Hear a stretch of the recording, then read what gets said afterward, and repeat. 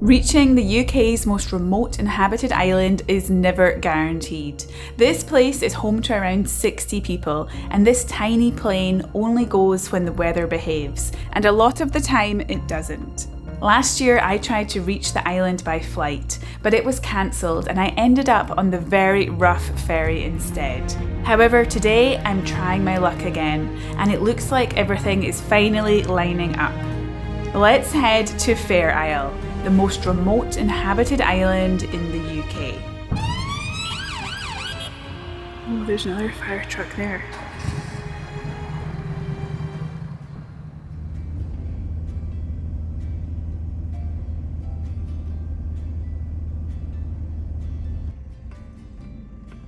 I am here on Shetland, the northernmost group of islands here in the UK. I arrived here by overnight ferry. It departs from Aberdeen in the north of Scotland and it takes 14 hours. It's the longest ferry journey within the UK. The ferry arrives into Lerwick, the main town here on Shetland, and it's home to around a third of the population of Shetland. I then drove around 11 minutes to Tingwall Airport, where I'll be catching my flight today. Shetland actually has two airports. So there is Sumburgh Airport, which is the main airport here in Shetland, and it's located around a 30-minute drive south of Lerwick. And that's where the flights from places like Aberdeen, Edinburgh and Glasgow arrive. And the flight from Glasgow or Edinburgh takes about 1 hour and 30 minutes. Here at Tingwall Airport, where I am today, this is where you catch smaller flights to other small islands in Shetland. Last year I actually tried to fly to Fair Isle from this airport here, but the flight was cancelled. So we've got this low pressure here and this band of cloud which is coming from the north. Currently Fair Isle is sitting in a gap, but it's still not good enough to fly to because it's 100 feet. As the day goes on, it's going to get worse. Oh, right, so okay. The chances are of getting there and back, because we'd like to come back. I'm not an expert on flying or anything like that, but the skies were blue and it looked absolutely lovely. But the pilot said that he was confident that he could get there, but he wasn't so sure that he could be able to make the journey back to the mainland of Shetland. So that's why the flight was cancelled. The flights to these smaller islands can be quite unpredictable, and they don't actually make you pay until you arrive here at Tingwall Airport and they've confirmed that the flight is going ahead. Otherwise, they'd have to be constantly issuing refunds for all these cancelled flights. The weather looks okay today. I mean, it doesn't look as good as it was the day last year when the flight was cancelled. The skies are a bit grey, but fingers crossed, the flight to Fair Isle, the most remote inhabited island, is going to go ahead today. The flight out to Fair Isle takes around 25 minutes. It's located about halfway between Shetland and Orkney, but Fair Isle actually belongs to Shetland. In front of me here, this is Tingwall Airport. So I will show you the luggage that I'll be bringing. You can bring 15 kilograms of luggage, and I'm actually staying on Fair Isle for a week to take part in a knitting holiday. So make sure you check out that video when it's on. But I don't have a weighing scales, but basically that is all I'm bringing. So on the right is all my camera and work equipment, and then on the left is my clothes and toiletries. Here at Tingwall Airport, there's actually all this free parking, which is absolutely great. And I left the van here before and it was really safe when I went to Fula last year. So this here in front of me is the Tingwall Airport terminal building. Look how small it is. It is absolutely tiny compared to other airports that I'm used to going to, like in Glasgow or Edinburgh. We'll go in there and have a look in a moment. But down here is the runway. So this is where we'll be taking off from. My goodness. You can see all the wind turbines in the distance as well. They're the new wind turbines here on Shetland. So there's the runway where the plane will be taking off from. So this same plane. I think they just have one plane, and I think it's stored inside that building over there. The flight times to the different islands are different each day. So first today it will go to Fair Isle, then it will come back, and then that same plane will go out to the Isle of Fulla. Fulla is a shorter flight.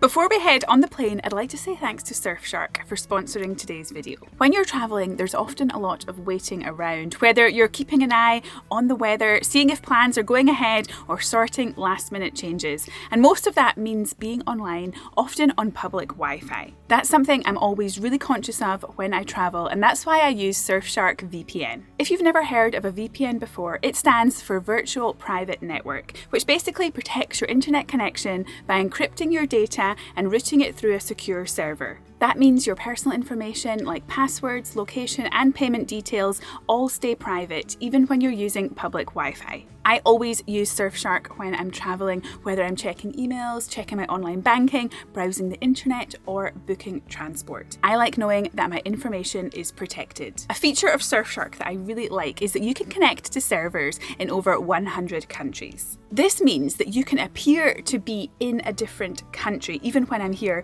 in Scotland. This means I can access certain websites or streaming platforms, or even check flight and accommodation prices, which sometimes vary depending on your location. The app is really easy to use, and one subscription works on all your devices. There's also no risk in trying it because Surfshark has a 30-day money-back guarantee. If you'd like to try it, you can go to surfshark.com/Ruth Ashling or use the code Ruth Ashling at checkout. That will get you 4 extra months of Surfshark.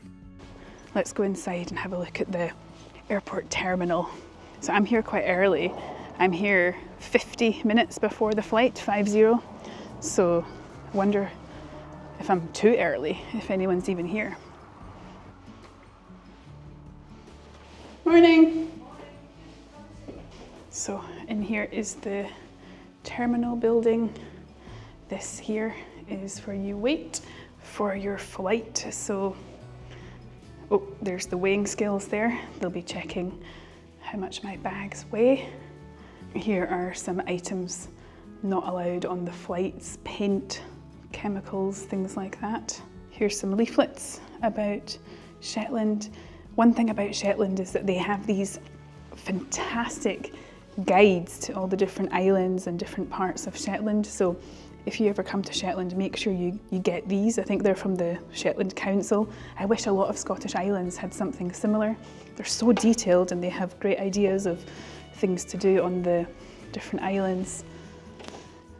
There's Fulla, where I went last year. Here's the map of Shetland. We are here. This is where we are on Shetland, and we're going to be going down here to Fair Isle, and then Fulla is here. So when they used to have flights to the Outskerries, I think they went from Tingwall. They don't operate flights there anymore because they didn't have people to work on the island as fire crew. So you need to have people based on the island to do the fire crew job when the plane comes in. And there used to be flights also out to Papastur, but they also stopped a few years back as well. And with these two islands, the populations have dropped quite significantly, especially on the Outskerries after the salmon farm closed down, and then Papastur as well. The population is down to about 15 on Papastur now, so perhaps they don't have people that can do the fire trucks. So yeah, I think at the moment it's just Fair Isle and Fulla where the flights go to. Anyway, this is a very nice waiting room. Here's information about the Isle of Fulla. This is actually where I stayed on the island, this Risti accommodation. It's quite nice. And oh, there's information about the nurse going to Fulla. How interesting. There's something about Fulla wool available online at fullawool.co.uk. Here's the information about Fair Isle. So this is where I'm going, the most remote inhabited island in the UK. So Fair Isle is very popular for its bird watching. The puffins won't be there this time of year.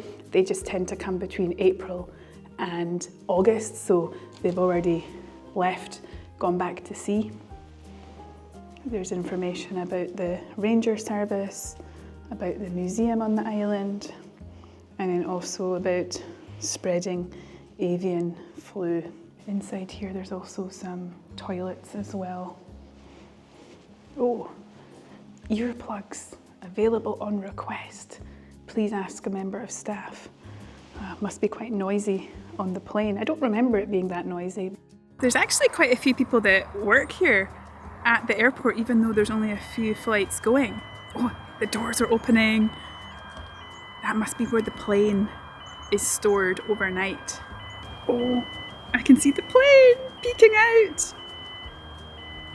All around now the skies are looking really blue, so I'm really hoping that the flight goes today. The weather is very calm, not even a breath of wind either. I'll probably have to go in and do the check-in, but it looks like on the left side that might be for the fuel.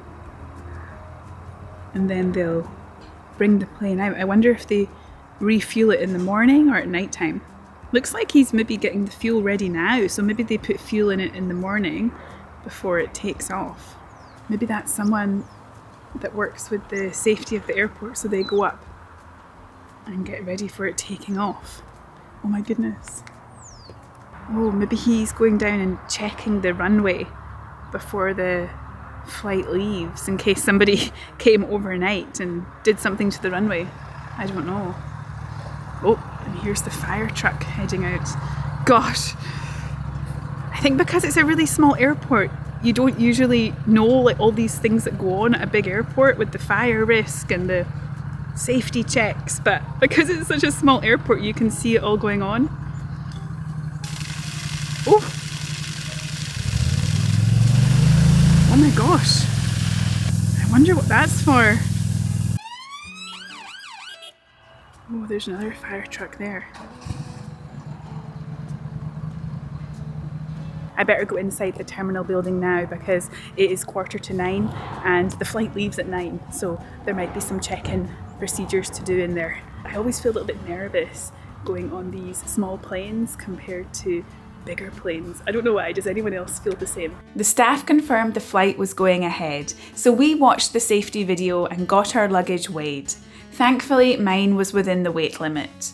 Please remain with your escort and follow their route precisely. Last year, when my flight was cancelled, I had to take the ferry instead, and it's known for being pretty rough. Some people even told me it's nicknamed the Seasick Ferry. It takes around 2.5 hours to get to Fair Isle that way, and I definitely didn't feel great on that journey. We've done the check-in now. The mail van came and delivered all the parcels, so I think all the mail gets delivered by plane rather than ferry. And then they're just getting the plane ready now. So it is time to go onto the plane. So we need to walk down here and wait at this gate, and then they'll let us know when we can go through. So there it is, the plane that we'll be getting on. So small. Okay. Okay. Oh.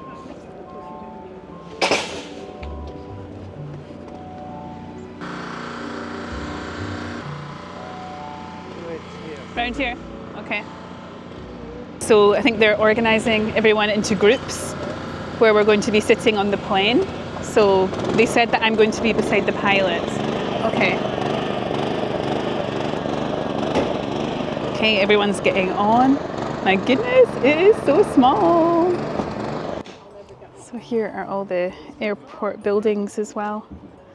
Over here, there's the fire truck building. Oh, they have a step as well for people that need a step. My goodness, there's so many people here. Okay, so the other passengers are already inside.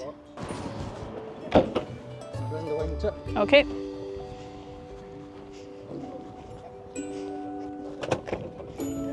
Okay. Goes through there. And then you have another strap down that side. And that clips in, holds it all together, pull on that to tighten up. And most importantly, you know how to get out, pull up on the top. Yeah, we're all right there. Quentin will give you a brief regarding knees and control columns and stuff like that. Okay? Okay. 3 days is going to dose will do me fine. Yeah, get used to the place. Yes, I did hear about a lot of medicine. Yeah. We'll stop, no more medical talk. Just maintaining and keeping it up to date. Horizontal. Welcome everybody. Are you all securely fastened, ready to go fly? Yeah. Were you briefed about your mobile phone? If you've got one, can you put it in the flight mode, please? Okay, so 25 minutes to get there. We'll go to 1,000 feet above the sea. With regards to safety, exit the same door you used to enter. So for you 4, it's this one over here, and for you 2 in the back, it's the one on your left. And for you, obviously, we share this exit. You have a life jacket under your seat too. Okay. The most comfortable position. You've got the best view, but the least comfort, unfortunately. Okay. So the way you'll stay clear of everything is with your ankles crossed and your knees apart, if you can manage that. And you should be clear. Okay, so I should cross my ankles. That will keep clear of everything. Okay. Yeah. Okay. And Good. weather en route, it should be fairly nice and smooth. So I wish you all a pleasant flight. Thank you. Thank you.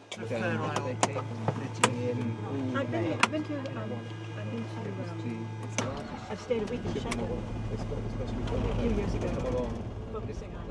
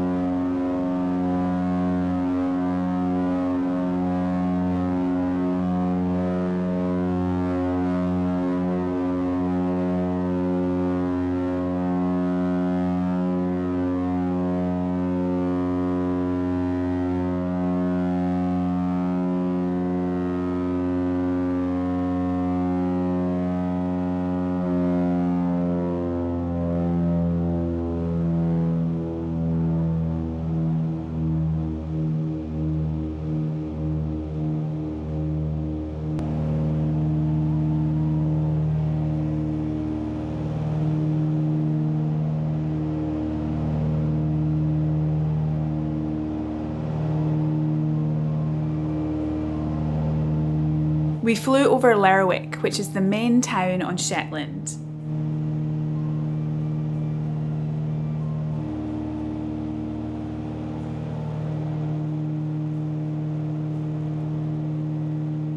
As we continued south, we passed over Mousa, and you can even see the Mousa Broch from the air. It's the best preserved broch in Scotland.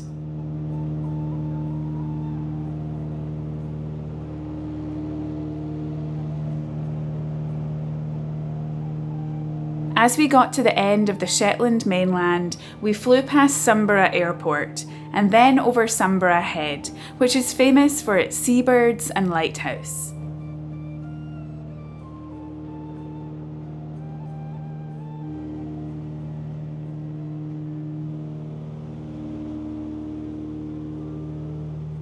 As we left the Shetland mainland behind, Fair Isle appeared in the distance. It's around 24 miles south of Shetland and 27 miles north of Orkney. So Fair Isle is getting closer and closer. When we left Shetland, we could hardly even see it actually, but now you can see the full shape of the island coming into view.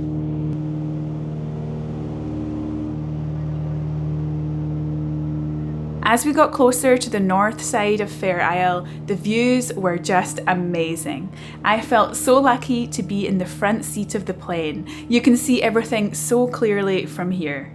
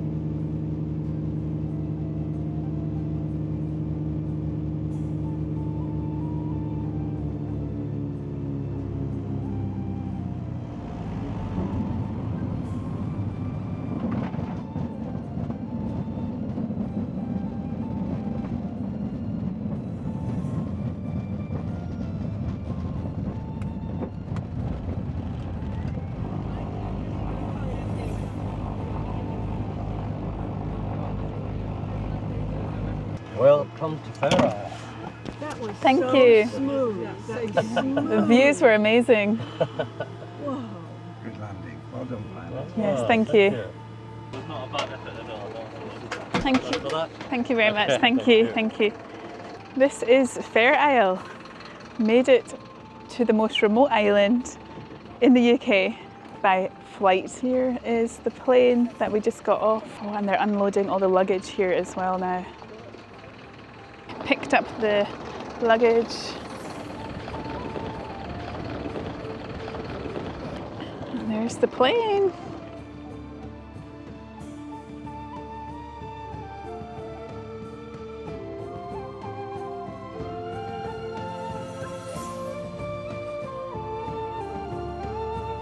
Fair Isle is known for its knitting patterns, and I'm here as a total beginner to learn how to knit. Join me in the next video where I attempt this famous craft in one of the world's best known knitting destinations.